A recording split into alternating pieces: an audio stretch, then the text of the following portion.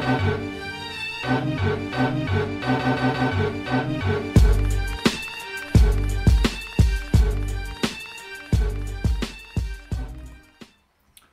what's up, and welcome to episode 135 of Throwback Hoops. My name is Rob Clayton. Before I introduce our guest this week, I wanted to pass on my respect and best wishes to Woody and his family after his father, Raj's passing last week. It's been a pretty tough week, and I'm sure I can speak for everyone that listens and watches the show that we're all here for you, Woody, during this really difficult time.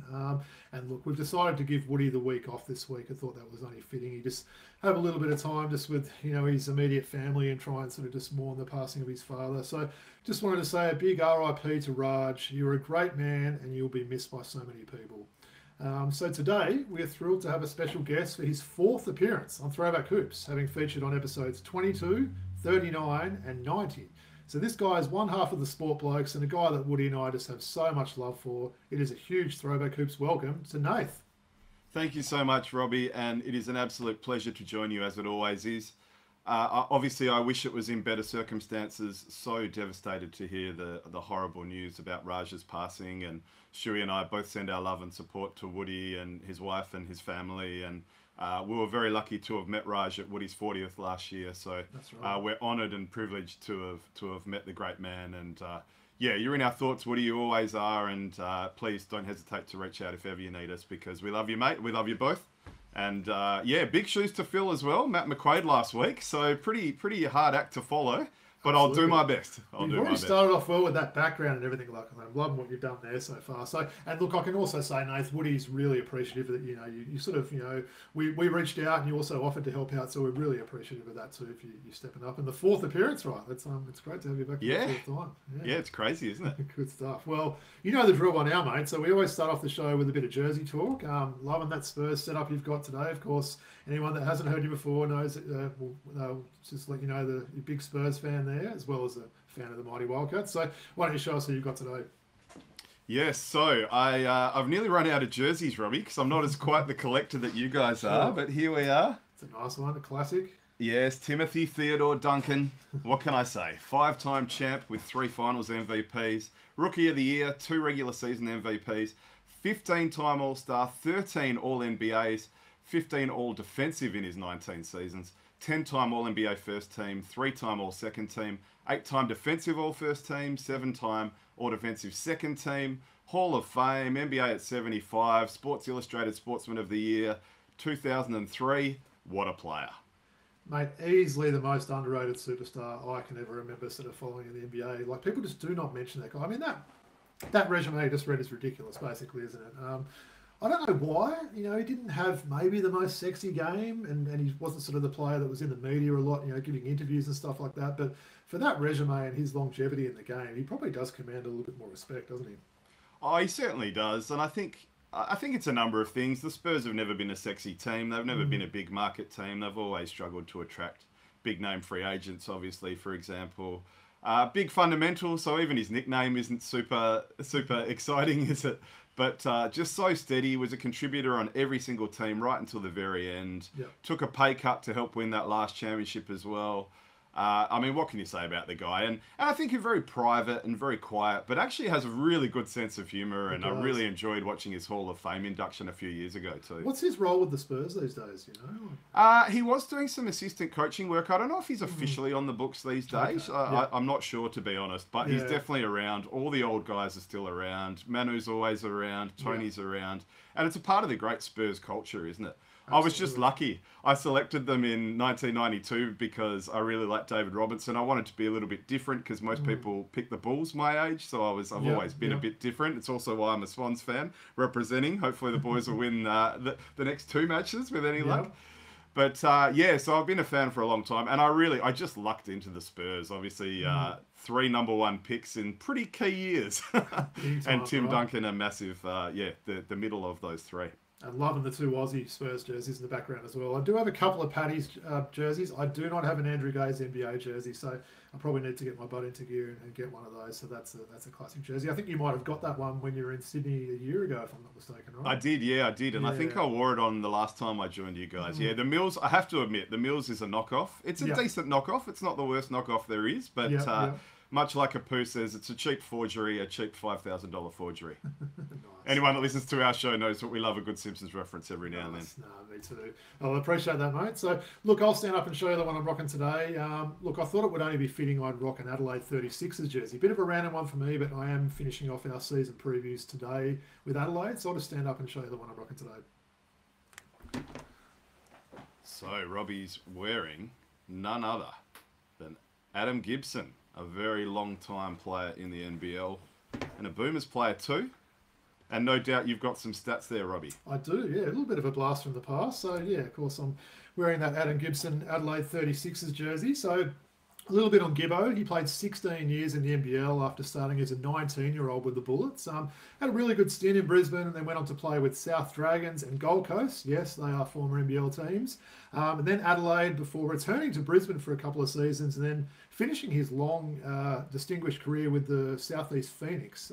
Ended up clocking up 460 games. So had a really good career there. So two-time NBL champ, 2007 and 2009. He was the Defensive Player of the Year in 2009, so that was a very good year for him there. He made 5 All-NBL teams, so a mix of second and third teams there. And also had a pretty solid international career, so he played in 2 World Cups as well as the 2012 London Olympics. So Gibbo is still only 37 years of age. He's certainly still involved in the game, performing various coaching roles there. So maybe I'll ask you your memories of Gibbo there, Nath. One thing that always stood out for me, and I know one of our favourite players of all time is Damien Martin. It always seemed to be those guys that were sort of going, for that last spot on those Australian teams, whether it was World Cup teams or, even the 2012 or 2016 Olympics after that. So it always seemed to be back and forth there. I know Gibbo's maybe three or 4 years younger than Marto there, but what were your memories of Adam Gibson? Yeah, so it's funny. I think probably for me, the Brisbane and Adelaide teams are probably the ones I remember the most. But as you say, he was on several teams over the years. I think Marto's an interesting comparison. Obviously, Marto's a bit better defender, Gibson a bit better offensively. Yeah. On that stacked 06-07 team in Brisbane, possibly the greatest NBL team of all time. And who knows, we might see a Sydney team challenge that this year. They're certainly stacked. I hope not, but yeah, we could. and I reckon for maybe the younger viewers or listeners, maybe a kind of modern comparison is a Mitch McCarron kind of guy. Yeah, that's not a bad one. Yep. McCarron maybe a little bit taller than Gibbo, but yeah, no, you're right. Similar sort of games there. Both could probably play both guard positions there, couldn't they? And sort of skilled players can defend. I think Gibbo probably improved his shot as well as his career went on. He certainly was pretty a decent shooter towards the end of his career there. But yeah, I hadn't realised until I'd done the research 460 games. So yeah, that's nuts. Pretty amazing effort there. So do you know where that fits all time? I don't actually. No, I should have come prepared with that. It's got to be right. I know he did kind of retire for a while as well, because I think he might have finished with the Bullets there, and maybe they thought that was it. And then he did come back and play with Southeast Melbourne. I think he was on the roster the second season they were in the NBL, but then he had some injuries and kind of pulled the pin early. So I know he's done some commentary as well. Don't think he's done that for a little time now. I think he is concentrating on some coaching and stuff there, but. Yeah, he always struck me as the sort of guy that would make a good coach, actually. Yeah. And I've liked his media work too. I'm a big fan, actually. Sure. Really, like you say, probably an underrated figure in the history of Australian modern basketball. Absolutely, and it worked out well as well, because I've worn a Brett Maher jersey. Of course, we had him as a guest. I've worn an Al Green jersey and maybe a Darnell Mee jersey. This was the last of my Adelaide 36ers jerseys, so I'll have to step up my game. Maybe a Montrezl Harrell jersey. Maybe we'll talk about that in a bit anyway. So. All right, good stuff. So Tim Duncan and Adam Gibson. So a couple of different jerseys there, but both players that certainly represented their leagues very well. So, all right, thanks for that, Nath. Well, let's get on to part 2 of the show now. So we've just got the one preview left. We did mention last week we hadn't forgotten the 36ers. It just worked out we were doing 2 a week. And no, in fact, we were doing 2 a week. There was a week we just did 1, and it just worked out for whatever reason that we just had Adelaide left. So last but not least, as they say. So also to talk a little bit through that, and then we're going to do something I know we've both put probably too much homework into, Nathan. That's going to be some NBL season predictions. I do have Woody's predictions for that, so we're going to go over the 3 of us, and a couple of fun ones there and a few sort of interesting predictions there. And then we'll also do a bit of a preview on round 1. So I should say at the time of recording, it is Wednesday, the 18th of September. So I think we're about 24 hours away from tip-off Hoops Fest in your home city of Perth there, Nate. So cannot wait for that first game tomorrow. Yeah, you're not wrong. 24 hours, 33 minutes. Nice, not the weekend. Good stuff. All right. Well, look, I'll just quickly put up a slide for Adelaide. Look, it's not sort of a job I normally do the slide. That's normally Woody's domain, so hopefully I don't butcher this. But I'll just put this up and talk a little bit through this Adelaide team there. So as that comes up now, so it's an interesting lineup. That's probably the way I describe it. Coach Mike Wells, only been in the role probably 4 to 6 weeks after Scott Nennis has let go of there.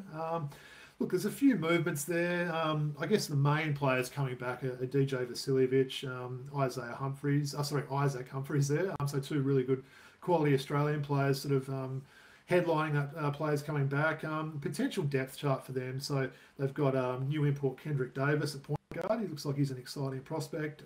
DJ Vasiljevic at shooting guard.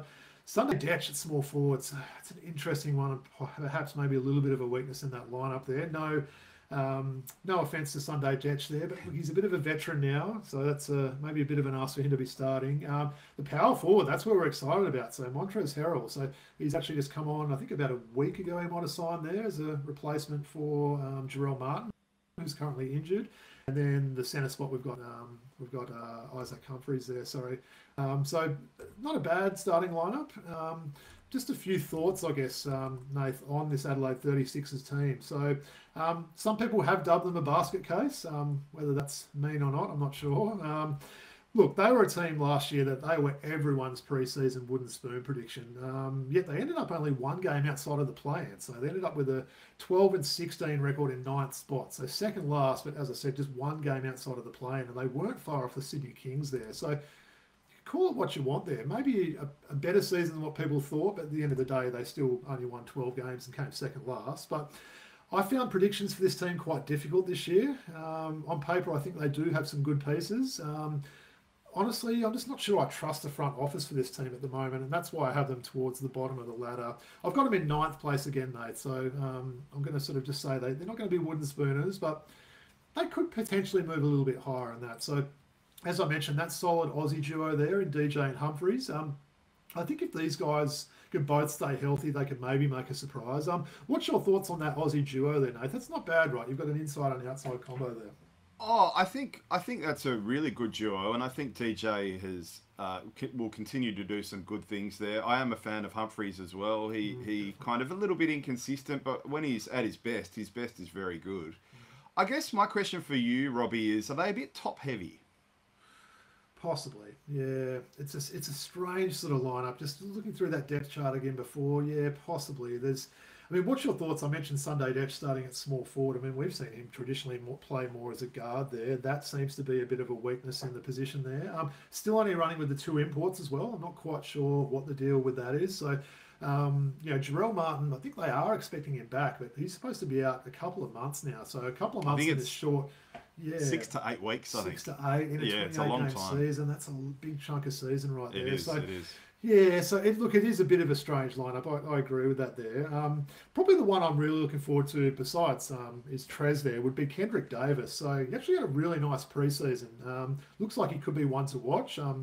Got a workmate who lives in Adelaide. He was asking me about their chances this year and said, look, I'm not sure they're going to potentially make finals there, but they've got a couple of imports that you want to go and pay that price of admission and see there in Davis and Trez there. So, so Kendrick Davis is a 25-year-old 5'11" point guard. He spent last season in the NBA G League.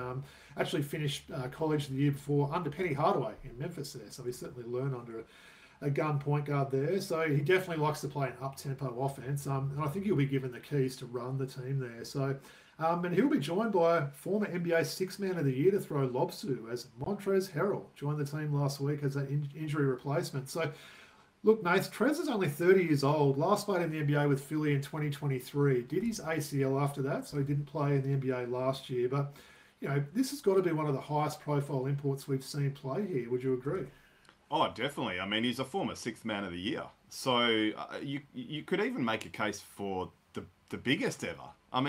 Is that too far a road to climb? Josh Obviously, Childress, Al Harrington, maybe those sort of 3 guys. Oh, yeah, that's fair. That's fair. And Julius Hodge, I guess, to a lesser extent. He's going back a little bit, Yeah. Even Leonard played in the NBA, didn't he, on that Philadelphia but he was team? So warming the bench a bit. Like we said, this guy's a Sixth Man of the Year winner. Someone that's very well known. He's got a name that stands out. But how do you see him fitting into this lineup?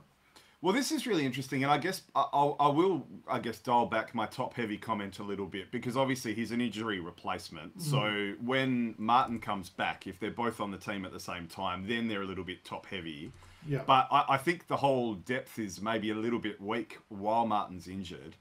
I guess my concern with Harold, I think it really could go either way. He could be an absolute revelation and be an MVP candidate, or, as you say, because he's only 30. He's definitely wanting to get back into the NBA. He's made no apologies about that, and fair enough too. He should be aiming for that.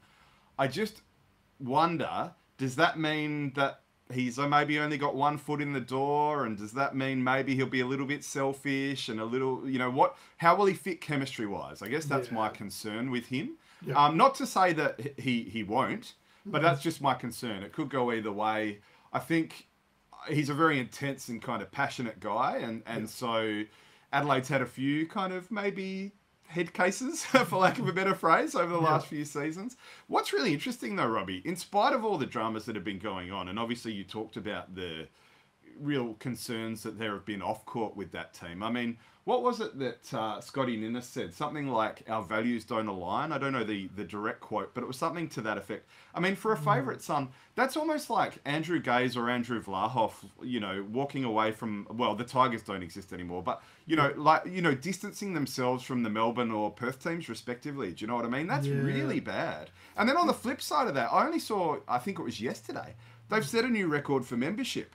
So in spite of all the dramas off court, the fans are still coming out, and they're very knowledgeable fans. They're very passionate, supportive fans. I lived in Adelaide for 3 years.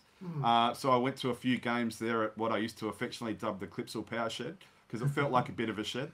But so I think that's really great that they're still going to get that off-court support. And I think the league is always better when Adelaide is a strong team. And it's so sad to see them down because when we were much younger in the mid-90s, Robbie, they were one of Perth's biggest competitors, Absolutely. One of the biggest rivals, weren't they, with the Tigers? And such a stable team for quite a while, weren't they? We had those imports that stayed there a while. You're absolutely right with the crowds, though. I mean, they were getting some good crowd figures last year. Their record wasn't great, as I mentioned, second last, but it was a popular ticket in town there. I think basketball has, taken a bit of a rise in Adelaide there. So I think, honestly, with that Aussie duo and guys like Kendrick Davis and Trez there, they could potentially, increase those crowd figures there this year. And look, I agree. I hope it does work out. I think the NBL is better when Adelaide is good. I just hope they can sort out this, front office, back office, coaching sort of thing there. Because, look, it is a bit of a concern. I mean, look, I've sort of rubbished them a little bit on previous episodes and almost made a bit of fun of it. But it's not good what's been going on with the coaches there. The fact that they were paying, 3 coaches, was it, at one stage? I think they're paying a couple now. I think they might still be, mate. Yeah. They're paying 3, and that's crazy. I mean, that could be a reason why they're only running with 2 imports, right? That could definitely be an answer for that there. So, it's got to play a part. I think you're right. Yeah. And look, it probably needs on that roster maybe one more guy to sort of, to fire there. Maybe it's someone like a Marshall or someone like that there. Because, maybe that depth outside of the probably the 4 guys I've focused on there is lacking a little bit there. But we'll see how we go. Look, as I said, my predictions for Adelaide, I'm going to have them going 11-17. So I'll tip them to finish in second last place there. So as I mentioned, they did finish 12-16. So tipping them to win 1 less than last year, but they did come home pretty strong last year. Do you think I'm way off on this one? Where are you sort of seeing their season going? No, look, I didn't do the win-loss prediction totals, but I did have them second last above New Zealand. Yeah. Obviously we'll talk about all those things later. Just going back to what you said before, I wonder if Lat Mayen might start at you're right. Actually, that could be one, and I think they have been impressed with him in the preseason. He was a pretty good get actually. So you're right. He's maybe that player that has been a little bit unheralded that could fire up there and maybe take off that starting lineup. We saw him have some decent games with Cairns last year. We know he can be a bit of a 3-and-D type player. Another interesting fact about Adelaide, so they haven't gone above 50% since the 2017-2018 season. So that is a long time to be going less than 50%. Last year they won 12-16 and were 9th. The season before, 13-15, they were 8th. And then the season before that, so 21-22, they went 10-18 in 7th place there. So hasn't been a great few years, but hopefully for the 36ers they can turn things around there. So it makes the membership any closing thoughts or anything on the Sixers? Or? Well, that's poor poor record, isn't it? And it makes the membership thing even more impressive, I would say. Yeah. So I Hey, tip will my we hat see to the Brett Adelaide Maher's fans. signature on that court again this year, right? After what's happened in the off-season. That's an interesting one. That's a very interesting question. Very interesting. Yeah, I didn't think of that. Yeah. Nice. All right, appreciate that. Well, that's our, I guess, our pre-season predictions wrapped up. The third year we've done this, and we'd like sort of doing the predictions. We'll see, revisit, see how off we were with some of these ones. I know I've changed some of my win totals from when I was doing it, because I think we've been doing predictions for about the last 3 or 4 episodes. A couple of teams I've moved up and down, but that's probably a good segue now for our predictions. So we've got a similar sort of route with predictions that we did last year. We'll keep a bit of a table of this, and I'm sure we'd love to have you back. Maybe when the regular season finishes, Nathan, we can kind of name and shame. I think Woody last year probably slightly better than me with his predictions there, but look, it's a bit of a crapshoot with getting some of these things there. But it's a total crapshoot, Robbie. I would say predicting the NBL is one of the most difficult. Like, obviously, Stewie and I are massive sport fans, and we have a sport podcast, so we don't just talk basketball. I would say the NBL is one of the most difficult leagues to predict for a number of reasons. Not only the player turnover, and that's both Aussie or New Zealand, local turnover and import turnover, but there's a lot of coach turnover too. Yeah. And so it's really really fun of difficult. Adelaide again? Or? Not intentionally, not directly, but yeah, they're definitely an example. Yeah. But yeah, predictions are a fool's errand at the best of times, aren't they? But they're really hard in the NBL because there's just so much change. They are. They're hard, but they are fun to do. I must admit, I went through it, kind of got me excited about the season. So, let's start off with the MVP award. So, as I mentioned, Woody has sent me through his predictions there. So, maybe I'll give Woody's prediction first. It's probably no great shock, Nath. He's gone Xavier Cook, so the returning Sydney Kings player, who, of course, spent a bit of time with the Washington Wizards in the NBA last year. I've gone Bryce Cotton. Who have you got for that one? I've gone with Bryce as well, and the reason for that, now, it was funny, I heard you mention Jack White a few weeks ago, and when I was looking at all this, I was thinking that myself, and I actually thought of that before I heard your episode. Okay. Because I'm a massive, massive fan of Jack White, and I think Cooks is amazing as well. The reason I didn't select them is because those teams are just so deep, they're quite deep, and they're going to be relying on a lot of guys. And that's partly also on the flip side why I have Bryce Cotton, because I think the Wildcats, I think he played something like 37 minutes a game last season or something. We rely on him a hell of a lot, and I think we'll continue to. And I actually have the Wildcats finishing top. I don't have us winning it all, but I have us finishing top, partly because I think Bryce will come back. I think he'll have a better year than last year, and I think the team will have a better year than last year. But I do think we'll be placing a lot of responsibility on his shoulders. I think Perth have good depth, but the bench is very, very young. So that could go either way. Well, I think both of us being massive Wildcats fans, we want to see that development in guys like Ben Henschel and obviously Pepper coming through in his rookie season there, just to take a little bit of pressure off Bryce. We're not expecting those guys to play massive minutes, but you mentioned those big minutes that Bryce is playing. If they could get that down to 34 minutes a game, for example, just rest him a little bit. There. Saying that, it's not a long season. They only play 1 to 2 games a week, so I think Bryce likes playing those big minutes, but it's more just the protecting him for later in the season there. So, I sort of agree with what you said there and having Bryce there. Probably if I had to have a second pick there, it would maybe be like a Kings player, maybe like a Cooks or even a Space Jam, Cam Oliver, maybe one of those guys if they can really put some numbers together. But look, we're not doing second predictions here. We're going... Well, I will, even though you've said that, I will. I reckon another smoky is Milton Doyle. Yeah. So I think... The Tassie Jack Jumpers have a lot of injuries, and they're going to be really challenged at the beginning of the season, especially with McVeigh gone. Heart and Soul obviously hit that massive shot, helped them win the grand final. Yeah, I think that Milton Doyle is going to be super, super important for them, and I think they're going to lean on him really heavily. And so if he performs, and if the team perform as a result of that, I think he could be right up there as well. Good call. And if Tassie are looking to play in like a 6-4 and under league or something, then all 3 of their imports will be fine to play in that, I think. So, no, that's a good call. So, all right. Well, the next one is the All NBL. So we've just done the first team there. So maybe I'll start off with mine. We'll see how these compare. So, look, as we know, it is a bit of a positionless thing with the way they change it. Not quite sure I agree with that. But essentially, I've got Cotton and the law firm, Parker Jackson Cartwright. And then I've got Cam Oliver. I've got Xavier Cook, so those 2 Kings that I mentioned, and then I've got Jack White there. So maybe we'll go with yours and we'll do Woody's last on this one. So here you go. So I'm a massive Cam Oliver fan. Anyone that's been listening to us, particularly in the early days, and we've been at it for nearly 200 episodes now, but anyone that's listened to us will know how much of a fan I am of his when he was playing in the league. So great to have him back in the league. I wish it wasn't with the Kings. Again, though, similar to my MVP kind of thinking, I didn't have him in my All NBL on the basis of they're really stacked and really deep. Yeah. I did have Cooks, though. I think, although he's probably not in my top 2 or 3 for the MVP, I do have him in my All NBL, along with Jack White. Yeah. Because it's positionless, I know the smaller players tend to get favoured a little bit, and that actually factored into my MVP thinking as well. So the smaller guys do tend to just poll better in awards. So on that basis, I have Cotton, PJC, and Milton Doyle again, who I think is going to be super, super important for the Jack Jumpers this year. Just the one difference with us, right? So you've got Milton Doyle and I've got Cam Oliver. So and then I've got one smoky, Rob Edwards. Interesting. Yeah. If Cairns can play really well, I think it will be a large part of that will be because of him. So maybe I'll go on a limb and say he'll definitely make one of those 2 teams, whether it's All NBL first or second team. And that's a good call there. Look, I'm trying to see if Woody's got anything different. So he also had Bryce Cotton and the law firm there. He also had Milton Doyle. Did go small, mate, by the looks of it. Yeah. Okay, so he's got Milton Doyle and Cooks as well. So he's got the same 4 as you there, and then his 5th guy is Derek Walton Jr. So probably not a bad prediction. So he's got the 3 little guys in that. He's got the law firm, Bryce and Derek Walton Jr. He did say to me today he wanted to have Darius Days kind of as that next sort of guy that he would have picked.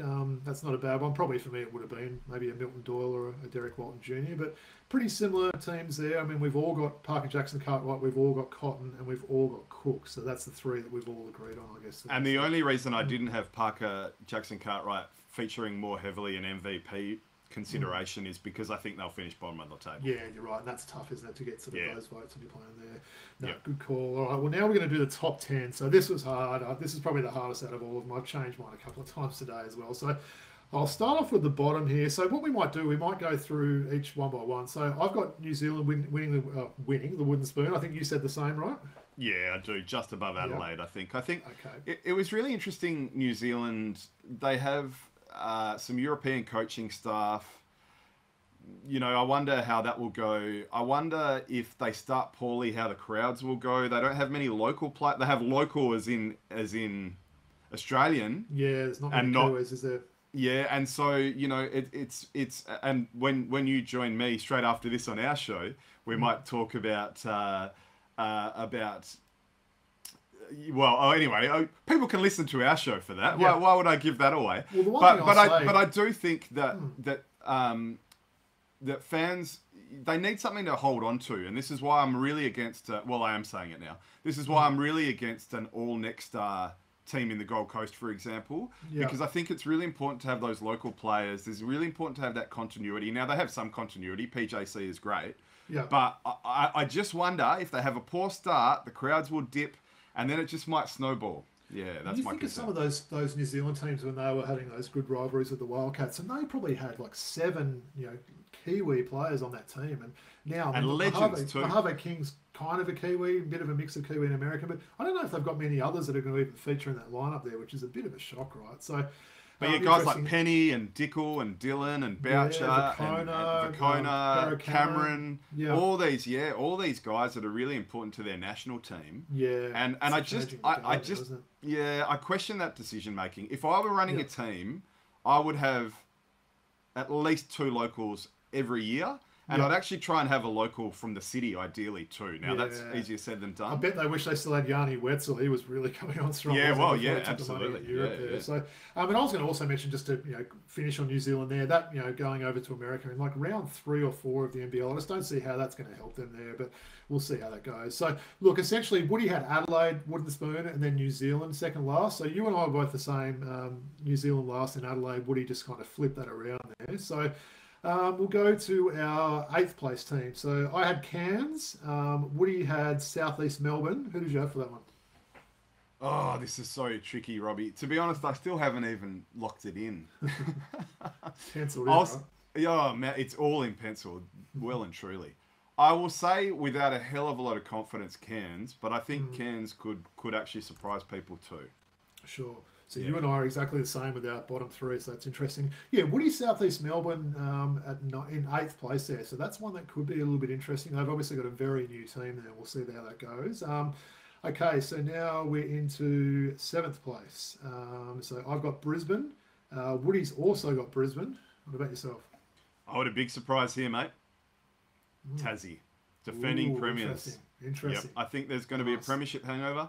Like I said earlier, I think the Jack McVeigh loss is huge. And look, I love Scott Roth, and he's an amazing coach. One could say possibly the best coach in the league, other than Gorge, maybe even better than Gorge nowadays, given his age. And we've had Alex Loughton, ex-Wildcats and Cairns legend, on our show a number of times, and there was one episode where he just absolutely gushed about how wonderful Scott Roth is. So it was really interesting to hear that perspective. Yep. But will it be enough? I think their injuries are going to be. I think it's just a really just a perfect storm of really bad stuff. So McVeigh leaving, all the injuries, a really poor kind of set up as far as a lot of travel. Obviously, they went over to Singapore for I watched a little bit of that game, and then they're playing the first game tomorrow, right? So they're playing the first game tomorrow.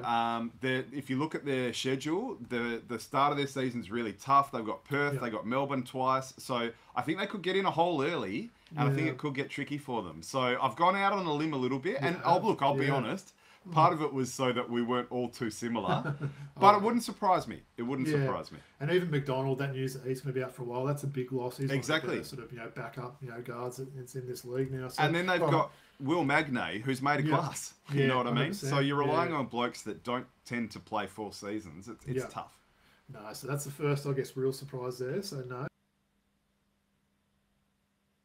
So that's our 7th place team. So 6th place team now. So I've got South East Melbourne. Woody's got his second favourite team, Cairns, there. Who have you got for 6th place? I've got South East Melbourne there too. Yeah. And again, I think they're one of those teams that could surprise a few people and will probably upset a few teams on their day. Yeah. So, they're in that play-in spot as far as How do you see Mike Kelly as a coach, Nath? Well, the interesting thing about him is that for a bloke that was so defensively minded and so known for his defence in those Magic and Crocs years, it's interesting that his teams, it doesn't seem to translate to his teams. Yeah. Look, I like the guy. I think he's a nice guy. I don't know. I mean, I wonder if over the years he's maybe had some difficult teams to manage as well. So I don't think it's all his fault. But, by the same token, the proof's in the pudding a little bit too. And funnily enough, speaking of Alex Loughton, on another episode, we talked to him just after Kelly got the sack in Cairns. Yeah. And, same thing he said, it's about wins and losses, and it doesn't matter how great a guy you are. If you're not getting the production, then, Tell you what, he could be a smoky for Coach of the Year. If he can get that pretty much, brand new roster together and get him into, 4th place or something like that, he could be someone to watch out for there. But yeah, they're an interesting one. I'm kind of looking forward to see how they go. They've got the 3 new imports there. They've had a lot of Aussie talent go over there with, Sobey and a couple of Kings guys there. So we'll watch that with interest. So now we're up to 5th place now. So this is where I've got Tassie there. 5th, could Southeast finish ahead of them? I reckon they definitely could. Woody has gone Tassie as well in 5th. What about yourself? I've gone with Brisbane here. There's a lot of buzz about Tyrell Harrison making the next step. I've always been quite a big fan of his. They've also got Zikarsky there as well, and Bannon. I really like their big man stocks. They can go really big with Harrison and Zikarsky together. Zikarsky's capable of playing power forward because he's got range. Did I say Harrell? I meant to say Harrison. I've just conflated Tyrell Harrison.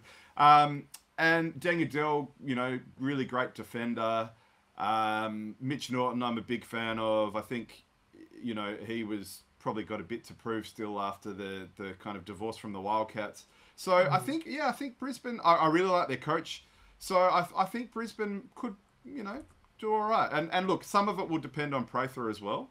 Yeah. But, it might be a surprise, but I got Brisbane in there at 5. And I should give Woody a shout-out as well. He's actually got a bit of a crush on Deng Adel, so I seem to be hearing about Deng Adel every other day with Woody. I think he's already ordered his jersey as well, which he teased on last week's show. So interesting to see how that goes. All right, we're down to our top 4 now. So I have a feeling it's going to be the same 4 because I don't think we've had any of these teams. But Fourth place, I have Illawarra, and so does Woody.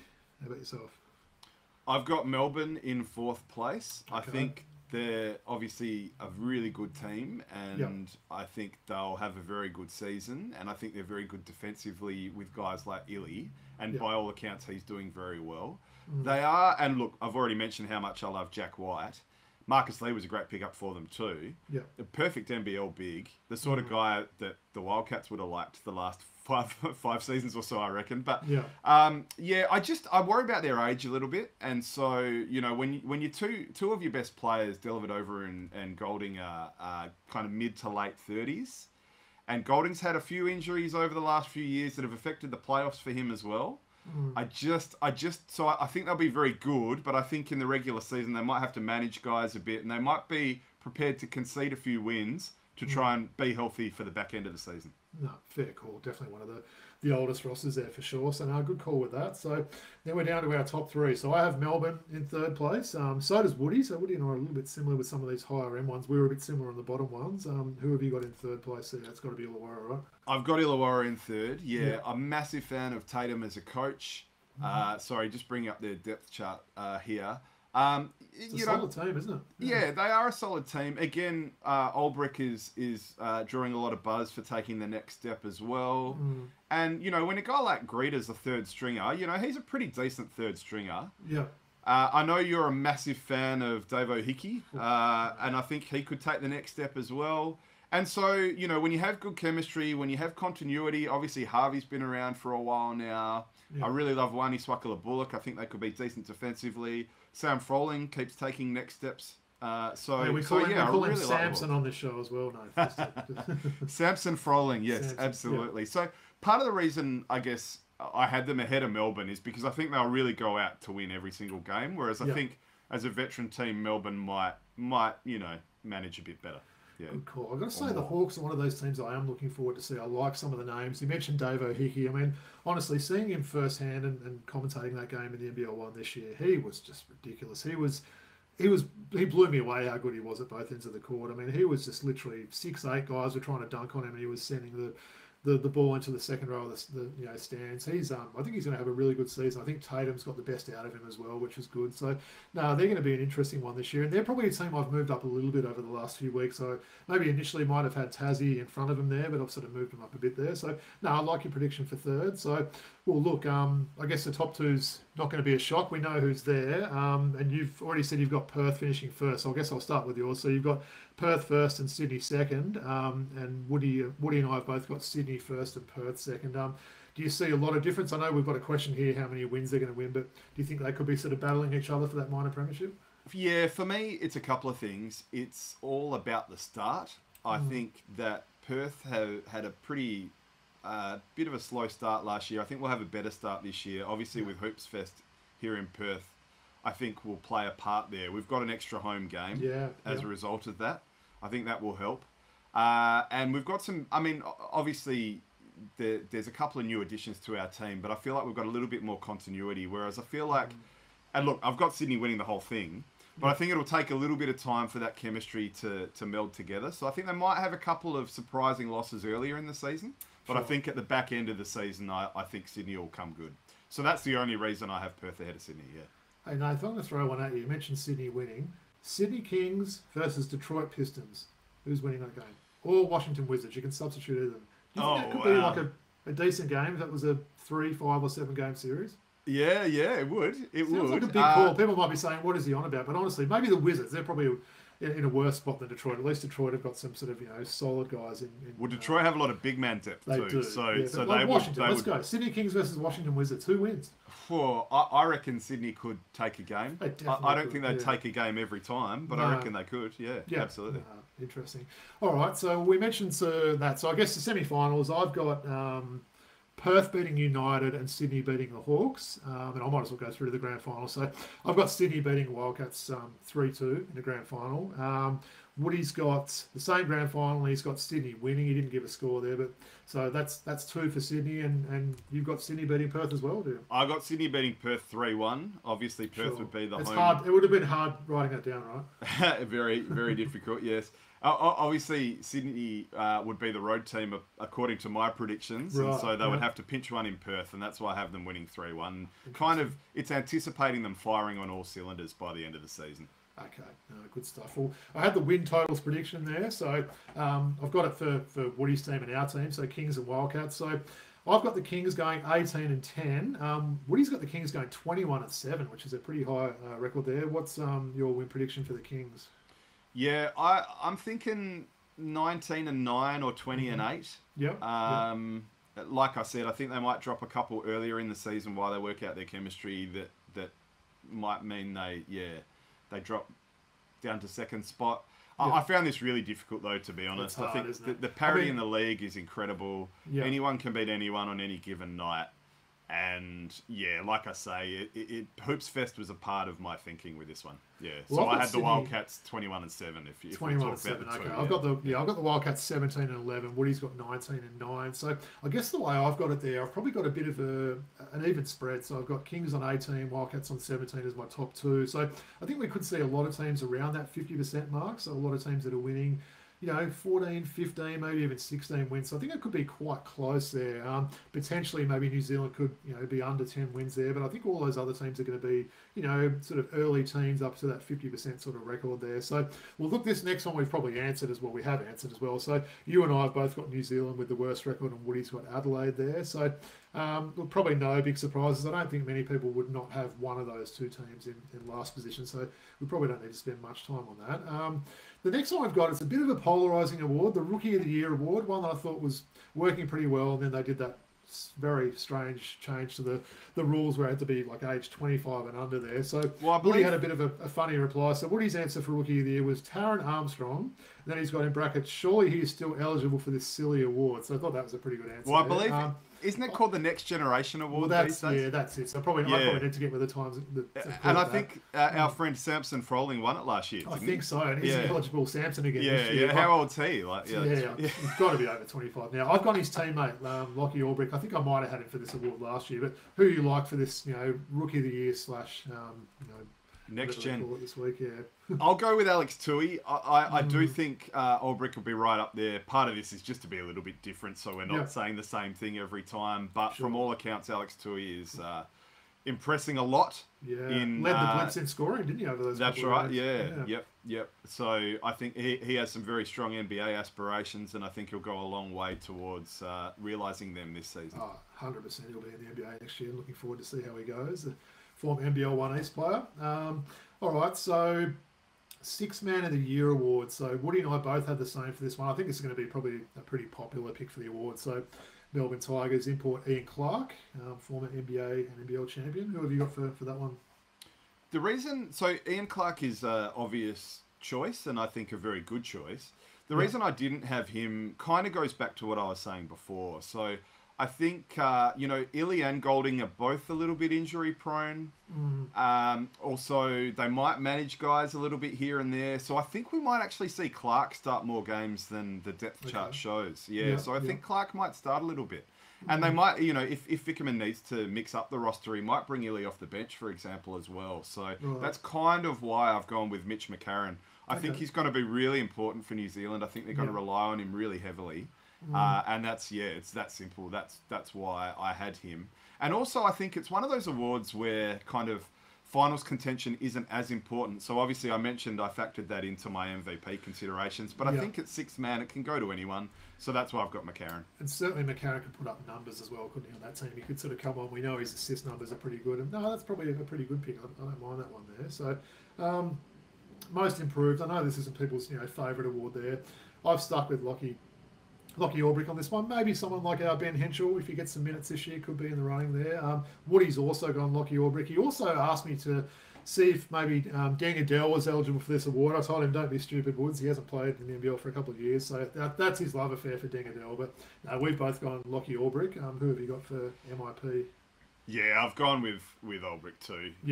across the board here. Yeah. But I think he played, was it 12 minutes a game last year or something? So if he gets it up to 22, for example, and plays 10 more minutes, he's going to put up some numbers for sure. Well, there was a lot of buzz about him in the last off-season, wasn't there? And I factored it in maybe too heavily into my Supercoach team. So maybe this year is... And I think you might have mentioned it. Maybe it was the episode with Mookie fairly recently. That maybe this is the season. A lot of people thought last season, but maybe he did need that, and this is the year. Well, apparently he's had a really good off-season there. He's looking fit and very healthy and everything like that. So he's another sort of reason I think Illawarra is going to be a really fun team to watch there. So, and I guess the other thing is that big guys take a little bit longer to develop. And I think Harrison, for example, in Brisbane, it's taken him maybe a little bit longer than people have thought, but things have started to click. Oof. And so I think good in that blitz, Tyrell Harrison. Jeez. Doesn't get any smaller either, does he? Oh my goodness, he's a mountain of a man. He's someone that the Breakers wouldn't mind having lining up for them at the moment, would they? Well, if I'm not mistaken, he comes out of contract after this season, so he's absolutely someone they should be chasing.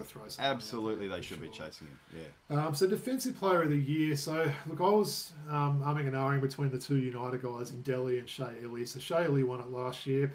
I'm going to say Delhi wins it. Maybe they throw the award at Delhi. I do like the way Delhi goes about his defence.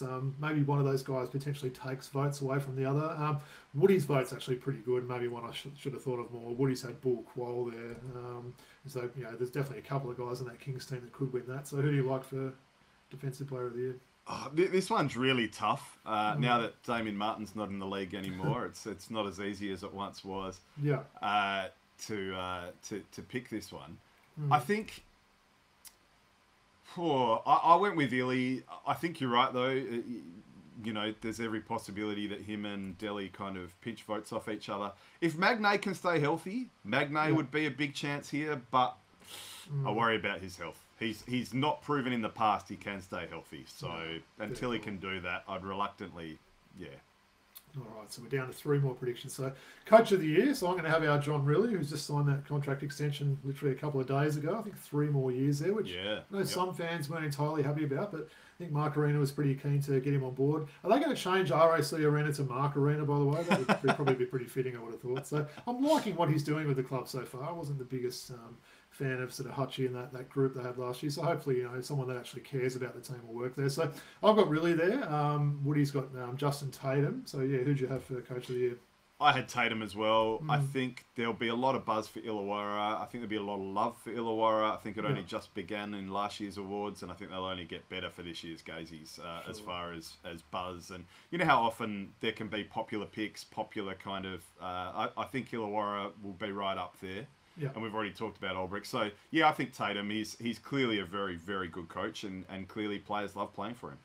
Fair enough. We just had a couple of silly ones at the end. So we had who finishes higher out of Supercoach. So Nath, you've got to explain yourself. You sort of opted out of Supercoach this year. So give me 30 seconds. Give me 30 seconds and a good reason why you're not playing this year. And I will only give you 30 because I suspect we're already over time, aren't we? Going a little long, yeah. I am a talker.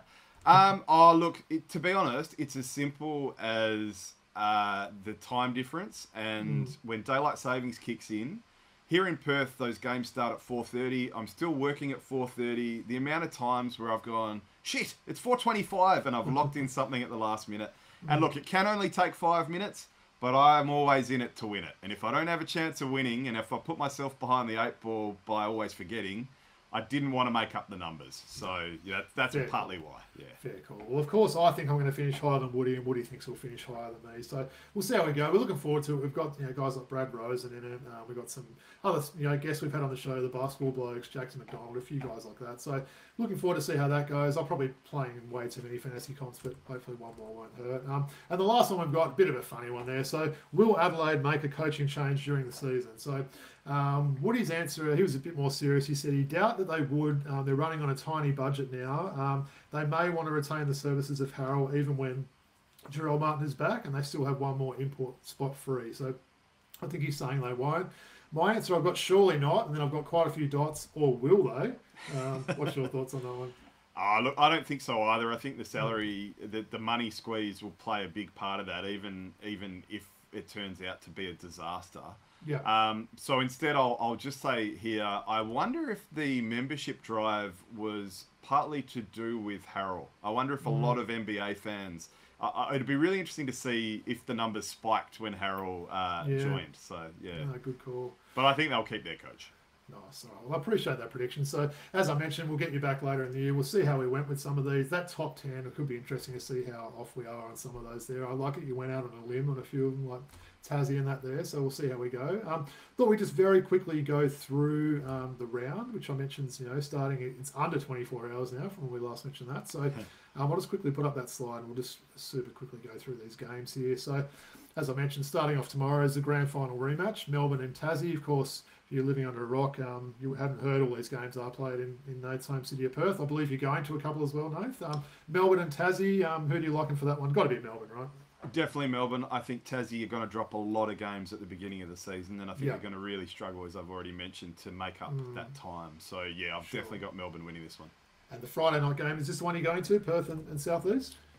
So I'm going to the next three, actually. Ooh, so I'm nice. going to Perth and South East, and then I'm going to the doubleheader on Saturday. Nice. A funny story here, if I may, Robbie. So I'm wearing my Sydney Swans hat.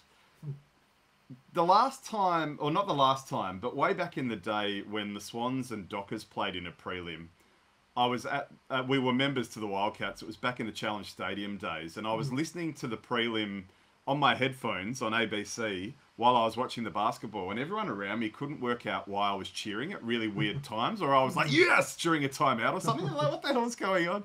Anyway, funnily enough, it was the South Dragons. So this time it's going to be the South East Melbourne Phoenix. So I don't think I'm going to be able to avoid the result, but I might have the KO out on the knee, and might be doing a bit of live NBL and a bit of KO footy on the... Very similar times, isn't it? Yeah. It's going to be a couple of big games there. So obviously, Perth for me in that one. Really looking forward to see the guys out there. That double header you mentioned on Saturday, New Zealand and Brisbane there. So I think we've probably given our thoughts on New Zealand, and we're probably both expecting that new and improved Brisbane team to fire up there. Cairns and Illawarra, that could be a pretty decent game on the Saturday, the second game, right? Yeah, it could. If I may just briefly, I'm really looking forward to seeing Zakarski in the flesh. Yeah, definitely. Might only get a few more opportunities before he chases his NBA dream. So I'm really looking forward to that. I'm really looking forward to going back to Challenge after all these years too. That's going to be a lot of fun. I think you're right. What's the easier place for you to get to? Is Challenge easier than... Oh, no, definitely the city. No, definitely the city. Yeah. A bit of nostalgia there. We were members there for several seasons. There's not a bad seat in the house because it's not a massive stadium. I think it's nearly sold out, which is really good. Okay. So, yeah. But I think Illawarra Cairns could be one of the games of the round. I think you're right. I would tip the Hawks there, but wouldn't be surprised if the Snakes got up.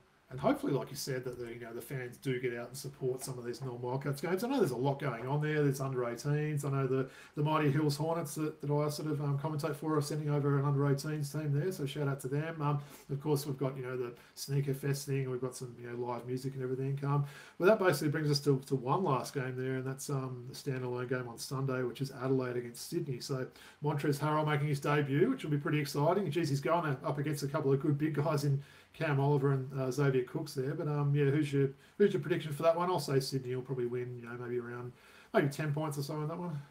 Yeah, I think the bookend games might be the biggest blowouts. So Melbourne at the beginning and then Sydney at the end, I think. Okay, no worries. Well, look, great that round one's nearly here. We're really looking forward to it. It's back, right? We've got this now. The NBA is it about a month away? Maybe a little bit over a month. So just over, I think. Yeah. As I always mentioned, the work productivity goes down a bit, and probably there'll be some working night times because I'm too distracted in the daytime. I've got the big screen TV in this new room I'm in now, so that's been great. Just even with the NFL starting, so I can't wait to follow all the games. So we're just going to quickly go through some quick hits, Nath. Just wanted to maybe briefly touch on the NBL Blitz. My initial thoughts were on it. I think it maybe went a little bit too long. I think it could have been better suited just maybe played over 3 days or even like a Friday, Saturday, Sunday, and maybe wrap it up on the Monday there. I felt it went a little bit too long there. I know the league is trying to make basketball, work yet again in Gold Coast. They're trying it there. I didn't think the crowds looked great on TV anyway. It's one of those things there, it's a lot of people that maybe don't have their regular team that live in Gold Coast there. But, excuse me, what were your thoughts on the Blitz? And do you think it maybe went a little bit too long? So, look, I'll be totally honest. I didn't watch a second of it. I'm not a big preseason guy. I follow so many different sports, and there's a hierarchy. And when my team's in the AFL finals as well, so I've had a lot of attention on them. I think you wonder if part of the Blitz setup is for the international scouts and if it's for a lot of off-court people. So, yeah, quick hit. I'll comply with your quick hit here. I don't have a hell of a lot to add on this one. Nah, fair call.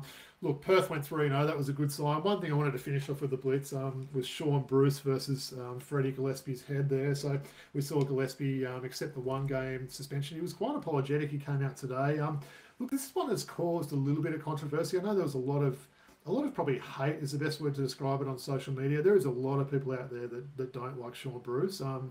Your fellow podcast and best mate there, Stewie's certainly one of those guys that's a bit... There's a few in the podcast community that don't like Sean Bruce. Yeah. And I saw...